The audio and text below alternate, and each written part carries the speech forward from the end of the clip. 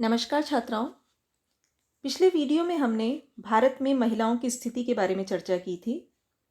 हमने डिस्कस किया था कि भारत में महिलाओं को वैदिक काल में जितने अधिकार प्राप्त थे, धीरे धीरे किस प्रकार से उनमें कमी आती गई और धीरे धीरे वर्तमान समय में जब हम देखते हैं तो महिलाओं को बहुत सारी समस्याओं का सामना करना पड़ रहा है, चाहे वो पारिवारिक स्तर पर हो, आर्थिक स्तर पर हो, शैक्षणिक स्तर पर हो।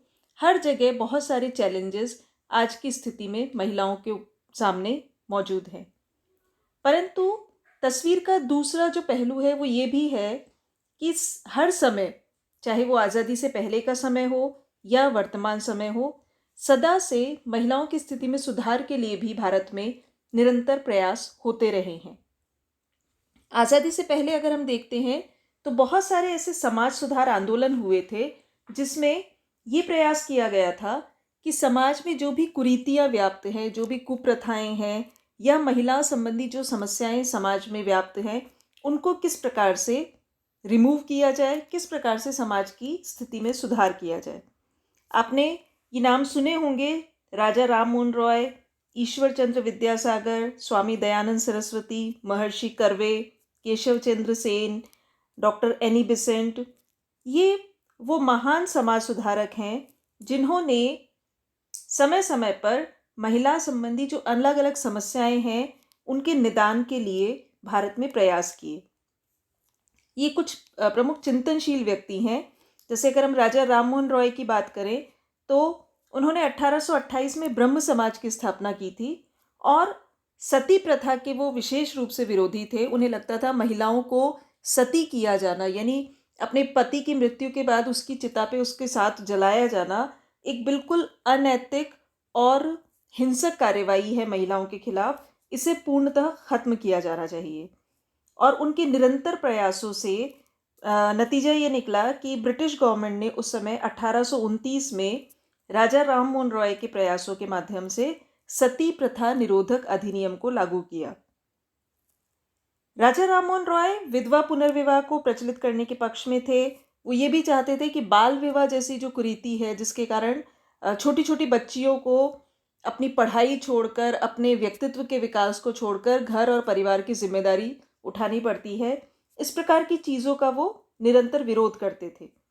ईश्वर चंद्र विद्यासागर जो थे, उन्होंने विधवा पुनर्विवाह को बहुत सपोर्ट किया कि महिलाओं को अगर वो विधवा हो जाती है तो उस कंडीशन में दोबारा शादी करने का अधिकार कानूनी तौर पर मिलना चाहिए।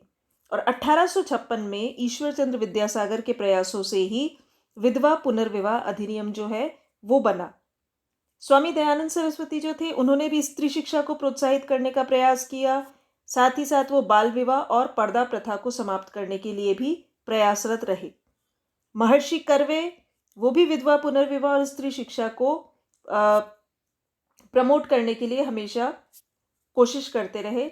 इसी प्रकार केशव चंद्र सेन जो थे, उनके प्रयासों से 1872 में विशेष विवाह अधिनियम बना। इसके अंतर्गत विधवा पुनर्विवाह को और साथ ही साथ अंतरजातीय विवाह को भी मान्यता प्रदान की गई। इस शताब्दी में कई महिलाओं और स्त्री संगठनों ने भी स्त्रियों को अधिकार दिलाने में और उनमें जागृति लाने में बहुत महत्वपूर्ण योगदान दिया। रमाबाई रानाडे, मैडम कामा, तोड़दत्त, मार्गरेट नोबल, एनी बेसेंट, ये बहुत सारी ऐसी महिलाएं थी जिन्होंने स्वयं आगे आकर सक्रिय रूप से महिलाओं की स्थिति सुधारने का प्रयत्न किया। इसी प्रकार बहुत सारे ऐसे संगठन भी बने, अखिल भारतीय महिला सम्मेलन, भारतीय महिला समिति, विश्वविद्यालय महिला संघ, अखिल भारतीय स्त्री शिक्षा संस्था, कस्तूरबा गांधी स्मारक ट्रस्ट। इन सब के जो प्रयास थे वो विशेष रूप से महिलाओं की स्थिति में सुधार लाने के लिए किए गए थे। आज़ादी के बाद महिलाओं की स्थिति में और अधिक इम्प्रूवमेंट आया। उसके बेटरमेंट के लिए बहुत सारे ऐसे प्रयास किए गए, क्योंकि आज़ादी के बाद सत्ता जो थी, प्रशासन जो था, वो भारतीयों के हाथ में आ गया था। तो यहाँ पर स्त्रियों की स्थिति में क्रांतिकारी परिवर्तन आए। डॉक्टर श्रीनिवास जो है, उन्होंने कहा है कि पश्चिमीकरण, लौकिकीकरण तथा जातीय गतिशीलता ने स्त्रियों की सामाजिक आर्थिक स्थिति को उन्नत करने में काफ़ी योगदान दिया। वर्तमान समय में स्त्री शिक्षा का प्रसार हुआ, धीरे धीरे उद्योगों में और विभिन्न क्षेत्रों में भी महिलाएं आने लगी, आर्थिक दृष्टि से आत्मनिर्भर होने लगी, कुछ पारिवारिक अधिकार उन्हें मिले। अगर हम स्त्री शिक्षा की बात करें तो स्वतंत्रता प्राप्ति के बाद स्त्री शिक्षा का व्यापक प्रसार हुआ। इससे पहले ना तो माता पिता अपनी बच्चियों को पढ़ाने के पक्ष में थे और ना ही शिक्षा की दृष्टि से पूरी सुविधाएं थी, यानी इतनी सुविधाएं ही उपलब्ध नहीं थी कि लड़कियों को प्रॉपर रूप से पढ़ाया जा सके। वर्तमान समय में ये सिनेरियो बहुत चेंज हो चुका है। लड़कियां जो है वर्तमान समय में उनके लिए गांव-गांव में स्कूल्स खुल गए हैं, कई जगह पर अलग अलग स्कूल्स खोले गए हैं, लड़कियों के लिए अलग, लड़कों के लिए अलग, ताकि अगर कुछ पेरेंट्स को प्रॉब्लम हो गर्ल्स को बॉयज़ के साथ पढ़ाने में तो उनके लिए एक सेपरेट स्कूल की भी व्यवस्था है।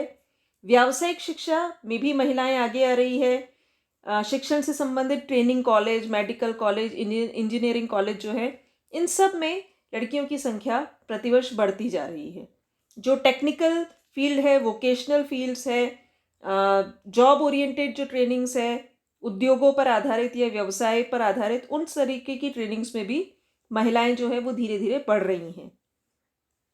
आर्थिक क्षेत्र की अगर हम बात करते हैं तो औद्योगिकरण और आधुनिकीकरण के कारण स्त्रियों में आत्मनिर्भरता बढ़ी है। गांव में हालांकि महिलाएं ऑलरेडी काम करती आई हैं। 80% से अधिक महिलाएं जो है वो गांव में कृषि या कृषि से संबंधित अन्य किसी कार्य में इन्वॉल्व रहती हैं।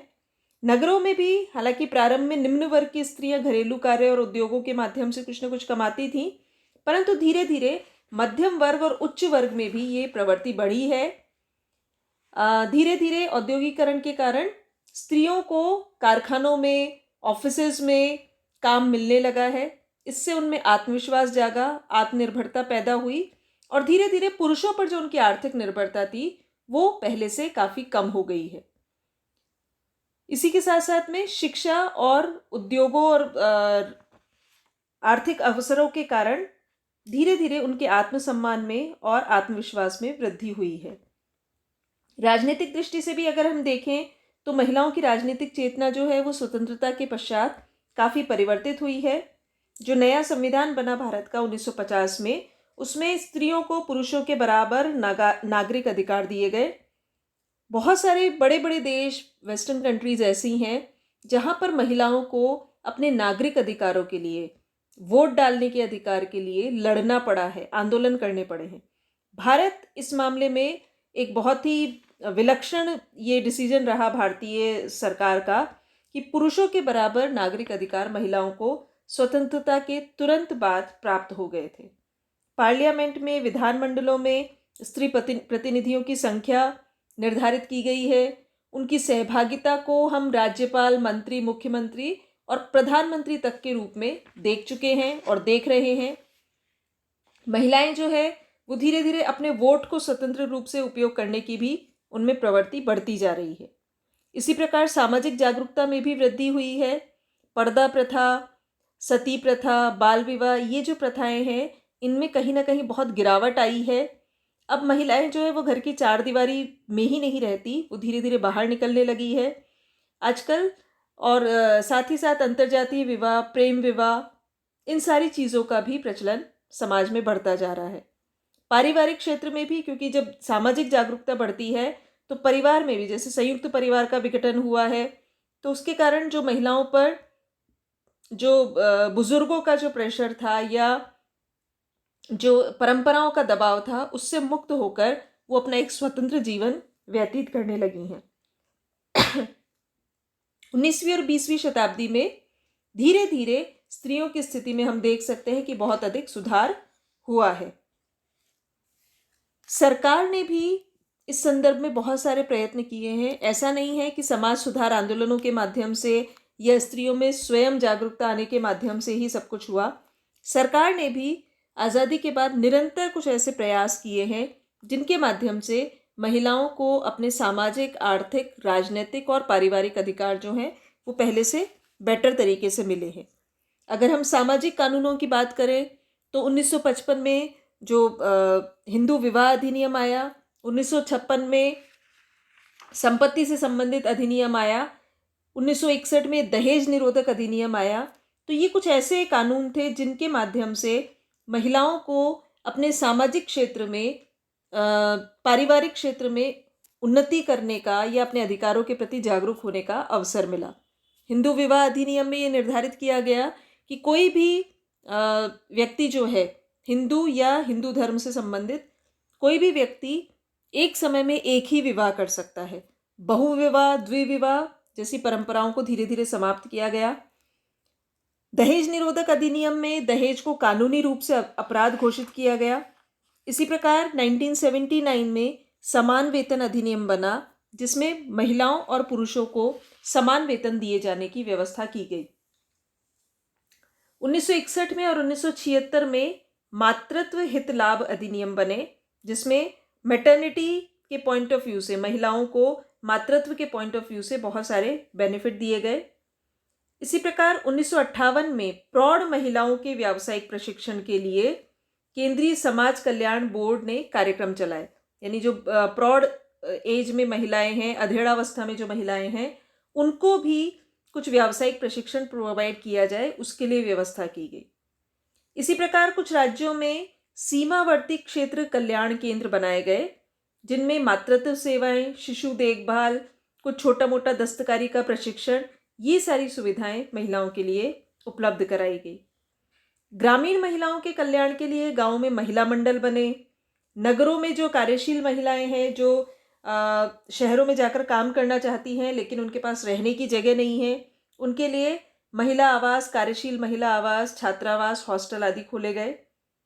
इसी प्रकार 18 से 50 वर्ष तक की जो अभावग्रस्त महिलाएं हैं, उन्हें अलग अलग छोटे मोटे व्यवसायों के प्रशिक्षण के लिए प्रशिक्षण केंद्र खोले गए। 1975 में इंटरनेशनल वुमेन्स ईयर पूरे विश्व में मनाया गया और भारत में भी उसके बाद से लगातार सामाजिक आर्थिक कल्याण के लिए कदम उठाए गए और यहीं से हम 1975 के बाद से ही हम हर 8 मार्च को प्रतिवर्ष अंतर्राष्ट्रीय महिला दिवस भी मनाते हैं। इसी प्रकार 1986-87 में महिला विकास निगम बनाए गए, जिसमें उत्तम रोजगार सेवाएं महिलाओं को प्रदान की जाए, इसका प्रावधान किया गया। 1986 में विज्ञापनों में महिलाओं के अश्लील प्रदर्शन को रोकने के लिए महिलाओं का अश्लील चित्रण निवारण अधिनियम बनाया गया। 1992 में राष्ट्रीय महिला आयोग का गठन किया गया, ताकि महिलाओं पर जो सामाजिक आर्थिक रूप से अन्याय हो रहे हैं, अत्याचार हो रहे हैं, उनके खिलाफ आवाज़ उठाई जा सके, उनके खिलाफ लड़ा जा सके। इसी प्रकार ज़रूरतमंद महिलाओं को ऋण की सुविधाएं देने के लिए महिलाओं के लिए राष्ट्रीय ऋण कोष भी अलग से बनाया गया।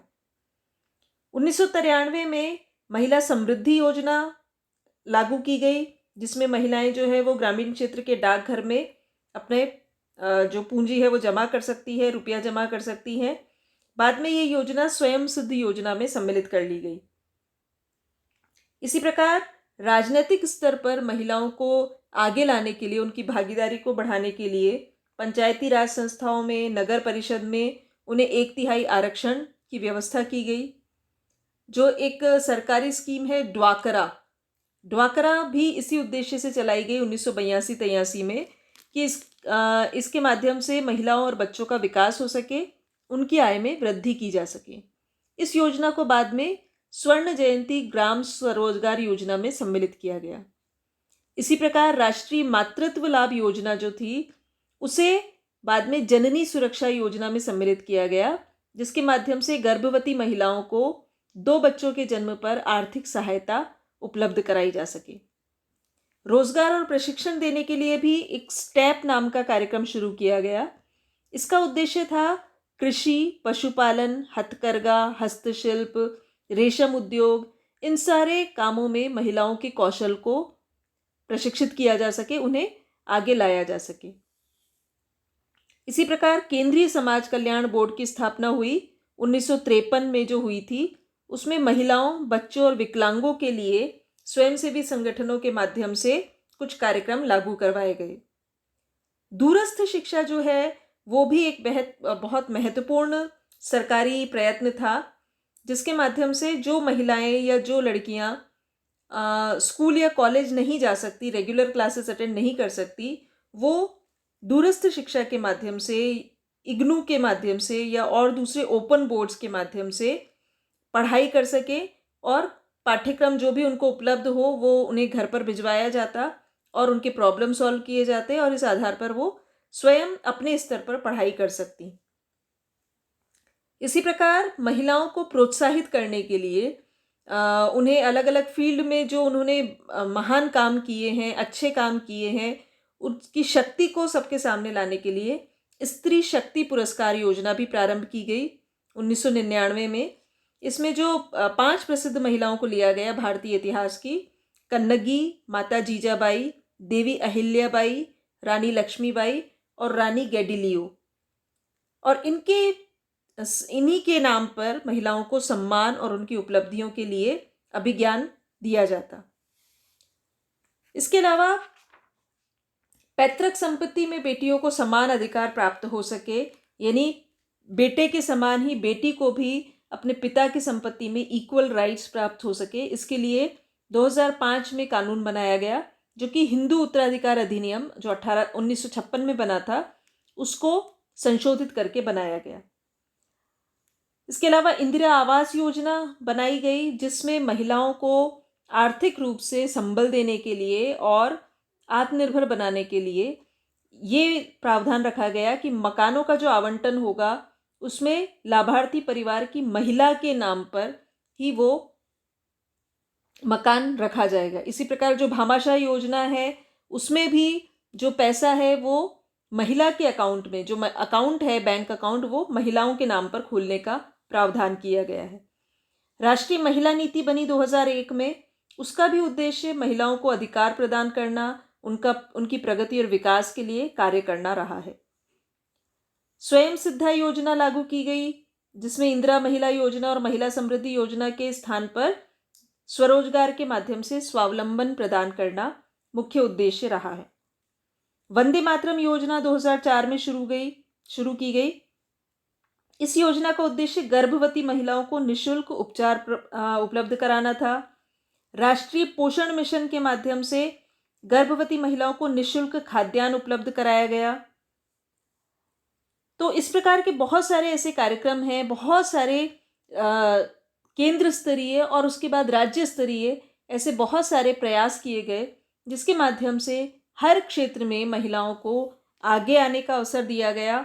उनके खिलाफ जो सामाजिक कुप्रथाएं हैं उनके निवारण का प्रयास किया गया। साथ ही साथ महिलाओं के विरुद्ध जो हिंसा होती है उसके समाधान के लिए घरेलू हिंसा अधिनियम बनाया गया। वर्तमान में आपको पता ही है कि 3 तलाक विधेयक जो है वो भी पारित किया गया जिसके माध्यम से मुस्लिम परिवार में मुस्लिम व्यक्ति जो है वो जब अपनी वाइफ को 3 बार तलाक तलाक तलाक कह के तलाक दे दिया करते थे, उस चीज़ को सरकार ने इनवैलिड घोषित कर दिया है। इसके अलावा बलात्कार संबंधी, छेड़छाड़ संबंधी और जो भी प्रकार की हिंसाएं महिला के खिलाफ होती है उन सब के लिए सरकार निरंतर प्रयासरत है। हालांकि वर्तमान समय में भी हम देखते हैं कि महिलाओं को बहुत सारे स्तरों पर बहुत संघर्ष करना पड़ रहा है आगे आने के लिए, अपनी पहचान बनाने के लिए। मेल डोमिनेटेड जो हमारा समाज है, पुरुष सत्तात्मक समाज जो है, उसमें महिलाओं के लिए बहुत सारी चुनौतियां वर्तमान समय में भी बनी हुई हैं। परंतु फिर भी हम इस चीज़ को स्वीकार कर सकते हैं कि धीरे धीरे महिलाओं में जैसे जैसे जागरूकता आ रही है, शिक्षा का प्रसार बढ़ रहा है, आर्थिक रूप से वो आत्मनिर्भर हो रही हैं, प्लस सरकार द्वारा जो निरंतर प्रयास किए जा रहे हैं उसके आधार पर हम ये कह सकते हैं कि महिलाओं की स्थिति में परिवर्तन आ रहा है, सुधार भी आ रहा है। धन्यवाद।